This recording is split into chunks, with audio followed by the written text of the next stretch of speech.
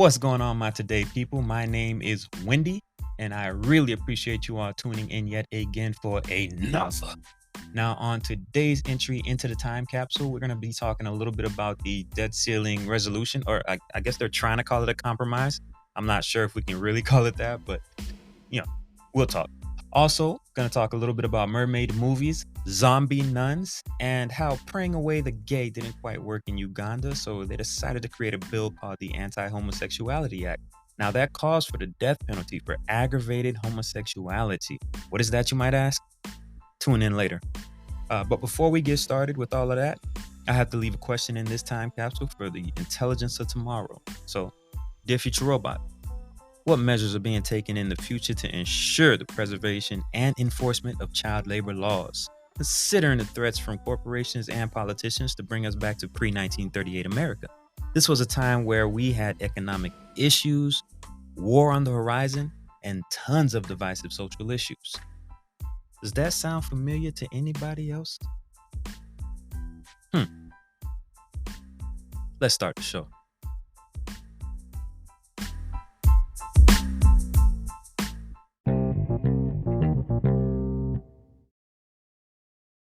How y'all feeling out there? I'm really hoping that y'all are living in your blessings. I understand that there are extremely tense times out there. It's tough, socially, politically, and all that, but keep your head up, uh, keep with the strategy and patience and discipline, and I assure you that it will eventually work out. But moving along, uh, Apple, they just announced their Vision Pro headset. All right. This is supposed to be kind of a mix between augmented reality and VR, apparently. It's supposed to release next year sometime, 2024. And their price tag right now is $3,500. Personally, I've never used VR. Uh, I find it kind of interesting that when you put something on, it actually tricks your brain. So at this point, I'm trying to avoid it. It does seem a little cool, but I think I can hold off. And honestly, with that price tag, I'm thinking, is there like an Apple Normal Vision or an Apple Vision So-So? I'm hoping that'll knock some off that price tag, and maybe I could try it after that. But at this point, y'all can go ahead and spend y'all recession money on it because I probably won't be. It is what it is. And shout out to Zion Williamson for providing all of the entertainment that we've been getting these past few weeks, man. I feel kind of bad for the guy, but then I don't. He's a multimillionaire. He's a young cat, but he's making stupid decisions. Same thing with Ja Morant, man. All these yes men around you, guess somebody's gonna have to keep you in check. But hey, let's get right on to scrap metal media, y'all. Let's go.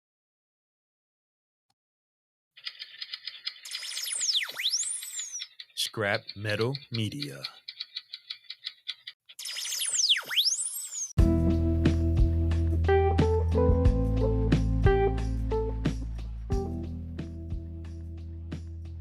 Welcome to Scrap Metal Media, where all news is two-faced.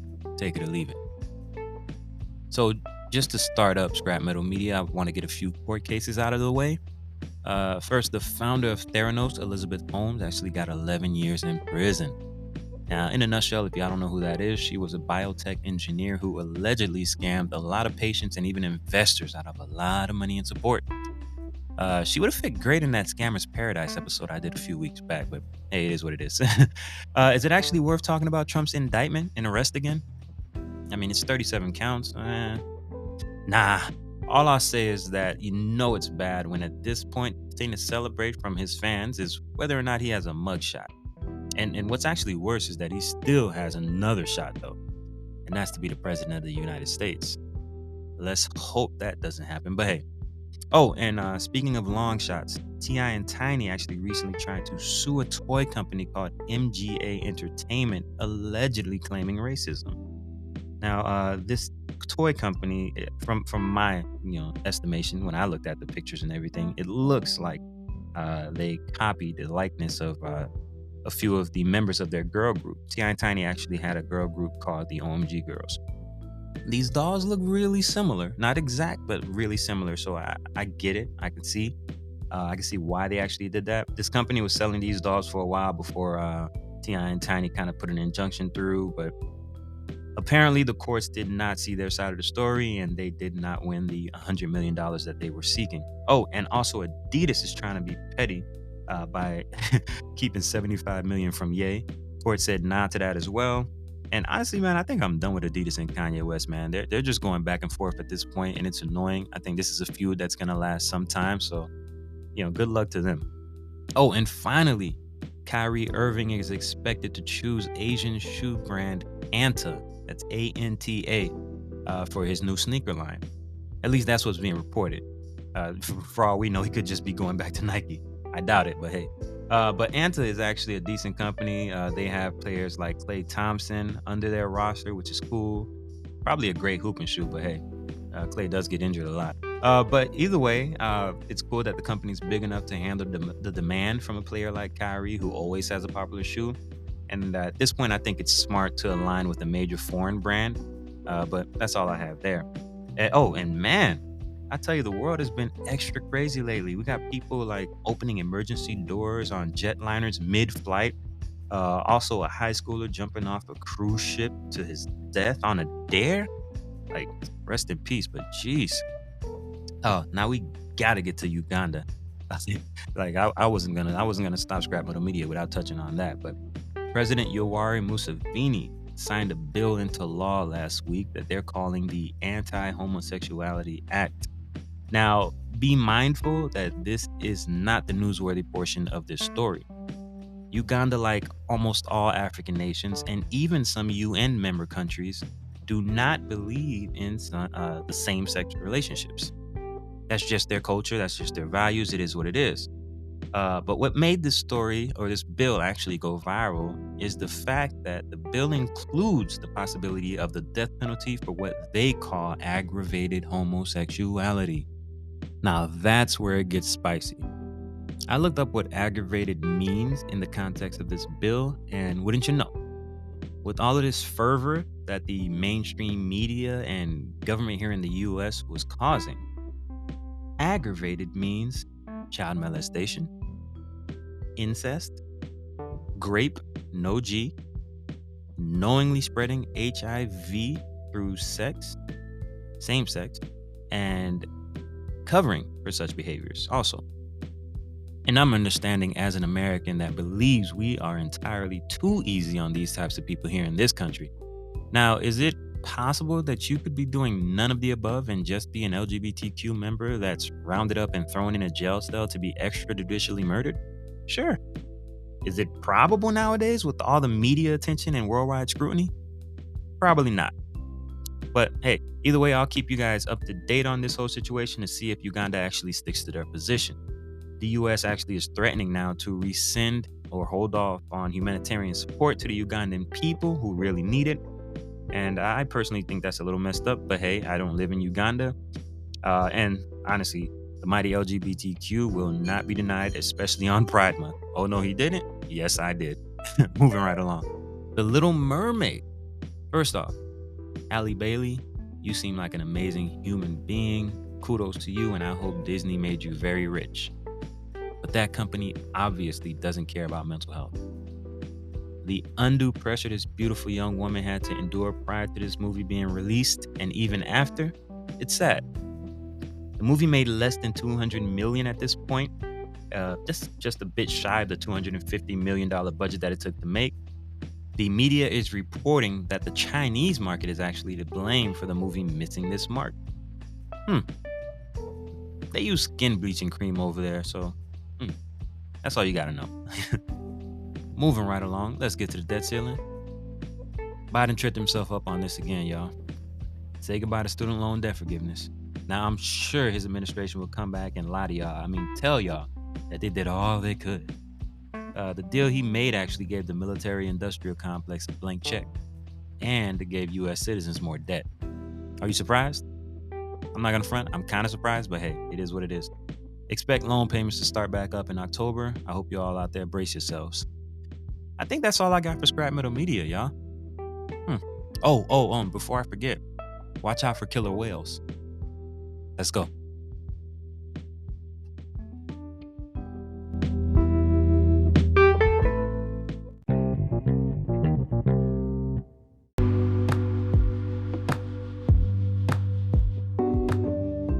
Today, I want to keep this short and just talk a bit about a video on YouTube called The Real Faces of Black Conservatism.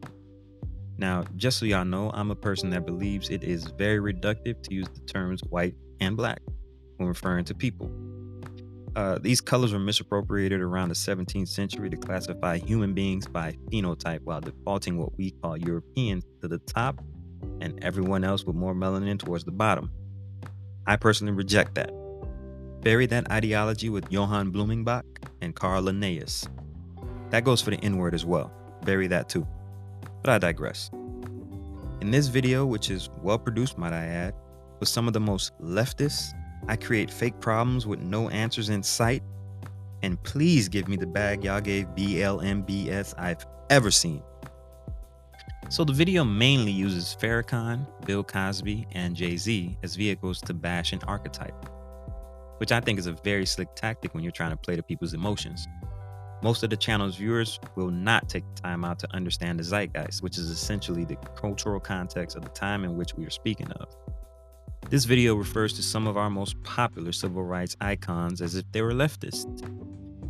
The left today is not the civil rights movement of the 50s and 60s. And honestly, this kind of reminds me of how the LGBTQ plus spokesperson always says that they are just like black folk.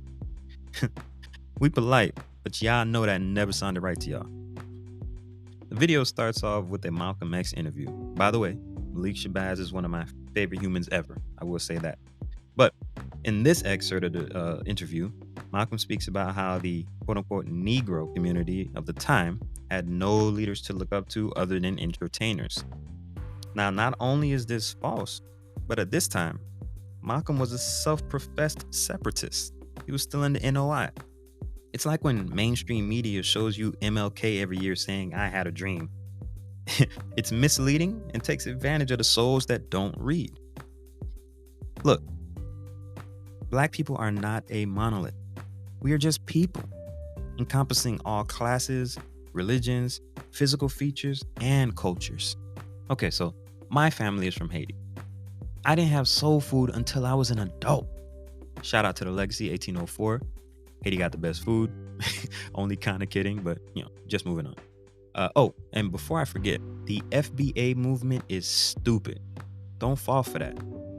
You want to talk about CointelPro? Man, I tell you, they've evolved. Look, I have ultimate respect for what the Jacobins have created. The Jacobins, by the way, were the original left. I have ultimate respect for the abolitionists. Shout out John Brown, the civil rights, feminist, and labor movements. But this new left is something else. Their version of the ideology was introduced to young minds on college campuses primarily. It preaches against mores and trains the youth towards cynicism and depression. I truly struggle to find something in all these years that the new left has done to help remedy real life problems. To them, mental health obviously doesn't exist. Look, I'm not on the right. I vote based on records. I'm working towards a future where we can raise up our youth to become the next generation of politicians, since nothing else in a democracy is done without the vote. Oh, and also, judging from the video, the narrator seems to have a disdain for Marcus Garvey. That's hate. And I think that hate was taught in a lot of these feminist and gender studies classrooms across the country. I have anecdotes, like just anecdotal stories that shaped my opinion on that, but I'll leave that for another day. He went on the video and called Marcus Garvey a fraudster, as if the FBI didn't exist and wasn't active back then in these streets, and also criticized him for trying to work with bigots while praising Fred Hampton, who did essentially the same thing. Salute to the legend, Mr. Hampton, rest in peace. Look, change, real change, will take discipline, strategy, and patience. That's DSP. If you listen to this character, just go join your local leftist organization, get brainwashed some more, and accomplish nothing. That's all I got. I hope you understand. Love.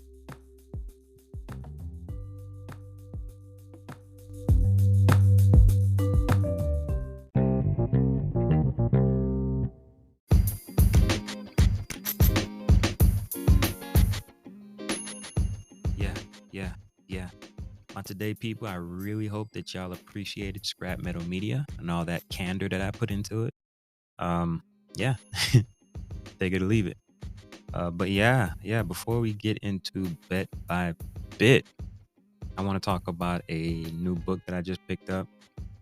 Actually, for the kids. I'm hoping they read it once they get a little older.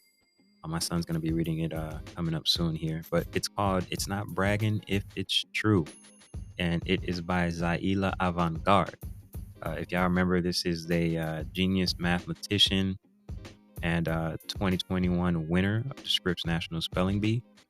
Well, she's now 16 years old, and I this actually all came to me because I saw her on a YouTube TV commercial dribbling the ball, and I was like, this looks familiar. So I looked up the commercial and confirmed that it was actually her. But now she's a best-selling author. I literally bought the book on Amazon the next day, y'all. This girl's amazing. She's a Guinness World Record holding juggler, and I believe unicyclist. I'm not too sure, but she has more accomplishments than 100 men and women. So it's just amazing to see that from a 16-year-old.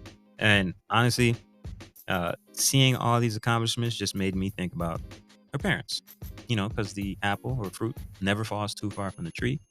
And upon researching a bit on her parents, who, by the way, their names are Alma Hurd and Jawara Spacetime, I thought, man, none of them have the same last name, so that informed me on a little bit that they wanted to get away from their the name of the slave master, right? And plus, they're really private. You don't see too many pictures of them anywhere. They're not trying to, that old Diddy joke. They're not trying to dance all in the video and jump in front of the artist and whatnot. That has to be respected. These people need to be praised. And I'm not saying that they need or want the FaceTime, but you gotta respect it, man. I'm like, I honestly was looking if they, trying to find if they had some kind of parenting book or something like that. Because again, this is really understated. When you have amazing young people like Zaila, you have to look at the parents. Like this guy, like her father named her after an amazing project by John Coltrane called Avant-Garde. Like, who does, like, that's amazing. That's amazing. One, it shows you're cultured and intelligent. And not to mention his last name being Spacetime. And Jawara, which is his first name, actually means the one who loves peace. So these are some interesting people, man. These are definitely some interesting people, man. But hey, salute. Oh, and by the way, she's an amazing hooper, right? Zaila Avant-Garde is an amazing hooper. This girl is talking about going to the WNBA and then going to work at NASA after her career is up. Like, wow, like she's not done. This is amazing. Salute to her and her family. Man, I could only wish and actually just work towards it. But man, it's amazing to see. It's amazing to see. All right, so like I said, she does have a new book. Man, turn it up. Get the book, if not for yourself, for your kids when they get older, or if they can read it now, even better. We definitely need to support this type of family. Y'all do enough for the Kardashians. Support this type of family. All right. But hey, let's move right along to bet by bit, y'all. Let's go.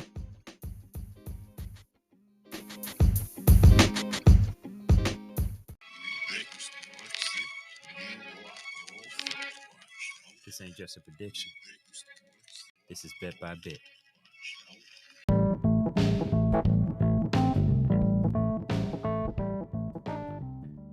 The bet by bit prediction of the day is all these corporations out there that want to take advantage of your children will not stop until they get it back in blood. All right. Arkansas Governor Sarah Huckabee Sanders signed a law in March which actually removed the requirement for age verification and parental consent. So now if you're a minor and you're working at a company, you get caught working 16 hours or something like that. If the company is caught, they can just plead, ignorance. Hey, they didn't know and get away with it. All right. There's 10 states right now in the past 2 years that have tried to loosen child labor laws. And that's according to the Economic Policy Institute. Some of those states passed and in some states it failed, which is great. But man, I'm telling you, we got to protect these kids, man. That green, man, that lust for it, man, it don't know any bounds. So, hey, but that's all I got. Like I said, I think that trend will continue. That's really it for bet by bit. Did y'all learn something? I hope y'all did. I hope y'all feel the sincerity. I believe what I am saying, at least at this point in my life. Nobody's perfect. Perfection is just an illusion, but we can all work toward it. All right. That's all I got for y'all. Peace.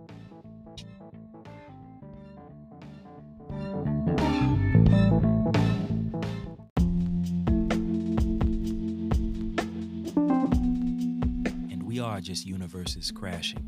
Just do your best to leave a mark.